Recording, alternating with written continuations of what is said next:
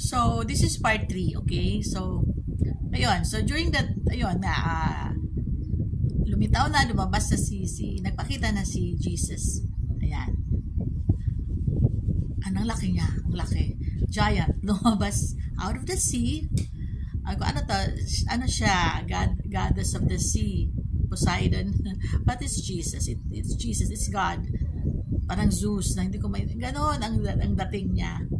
Lumabas siya and then he just, with a commanding voice said, while Saint Michael Archangel and I was astral projecting with Saint Michael Archangel together and fina-fight namin yung mga evil spirits na mermaids na nakakatakot yung itsura. Para silang mga serpents na ganun yung mga itsura, no? Tapos yung nila parang serpents, yung tail, nakakatakot talaga. As in, ginaganon yung, inuuga-uga yung boat. They're with the elements, or shall we say, siguro with the elements or extraterrestrials din sila na, ganon, spirits, evil spirits, hindi ganon. So, Jesus commanded, or God, Jesus, the divine, commanded them to stop. And then he said, with a commanding voice, "No one dies tonight." Akin yan. Sabi niya, tao ko yan. Yung inaano nyo, yung ship na sinasakyan niya with her husband, tao ko yan. Akin yan. She's mine. My light worker. My warrior. So leave her alone. And her husband, because we are divinely protecting her and him, and she is also light worker and light working na hindi malulunod yung boat. So she's also protecting the passengers along with her. We are protecting her. We are protecting also all the passengers there. She's saving lives, okay? She is saving lives. Those lives. So no one dies tonight. So they stop. Alam mo, umalis. Nagsipag-alisan yung mga na nagtago under the sea. Then, yung mga passengers, anak ko, we shouted, "Stop! Uwi na! Balik! Balik! Back to port! Please! Back to port! Back to port!" Sigawan kami. And then, the ship's captain heard the shouts and the screams by all of us, the passengers. And so the ship's captain said, okay, he or she announced, LGBT ha, she's an LGBT, ang galing, ang tapang, ang brave, you see. So we cannot discriminate the LGBT community because the ship's captain was an LGBT, a she, no? LGBT, a she to a he. So, ang tapang niya talaga, believe ako. And he or she listened to what we said and to what we were screaming. And sabi niya, sige, back to port. We will go back to port. So, bumalik ang ship. And all through the ordeal, ganun pa rin yung ship. Going back to the port na, as in, sobrang grabing sigh of relief naming lahat. And then I was still praying the rosary and praying, and I was projecting, I was manifesting sa mind ko. Okay? I was projecting as a light worker, I was manifesting, I was shall we say, psychically protecting and sending some angel energy protection sa ship all around. Okay, so ganon. That's what I did. And medyo syempre nakatakot kasi gumaganon-ganon pa rin siya pabalik. Kasi umuulan yun eh. We didn't know na merong storm coming. Hindi naman siya storm, hindi naman bagyo. It was just rainy. So medyo din nga yung alon sa dagat, gumaganon-ganon, humahampas talaga. So kasi excited kasi ako na ihatid, ganon-ganon yung gift. Hindi ko na-discern. Pero maybe I know that it was also a mission. A light-working mission of mine na makapag-save tayo ng lives. I was so happy to be able to save many lives. My husband's life and many lives and mine. Thank you, Lord. So, that was one of my first light working mission that I did. Sabak kaagad sa gera against the evil forces in the spirit realm. So ganun ang,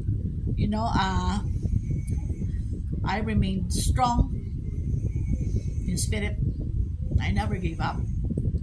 And thanks to God, thank you Lord, Jesus Yeshua, to Saint Michael Archangel, thank you. Mama Mary, thank you, because the rosary is also my weapon. Bagayan din ang isa sa mga tools ko na binigay sa akin nila ng Divine is my Holy Rosary. It's my weapon also. So, it's like my magic wand. Ganun na lang sabihin natin kung sa witch pa, because I'm also a dragon witch. Proud to say. But I'm not an evil witch. Okay. Ganun na ganun. Nasa isa is our bloodline. I'm a light worker. I'm spiritually awakened. And okay, that was one of my first light working missions that I did. It was really a test. Sobrang challenge, sobrang test, grabe. But I survived it. We all survived it all. And I was very, very happy to be able to help many lives during that time. Thank you, Lord. Thank God. God was the one. The Divine was the one. Really, really, really saved us all. I was just an instrument, the portal na, as a light worker, no, the portal of God, the Divine, to be able to fulfill that mission here on earth. So, at dito sa pamilya ko, at sa kapwa. So, grabe yun. And when we came home, umuwi kami na husband ko, nabigla nga ang late parents ko na nasa kabilang silang bayan, buhay pa sila noon. They were still alive. And, ba't kayo bumalik?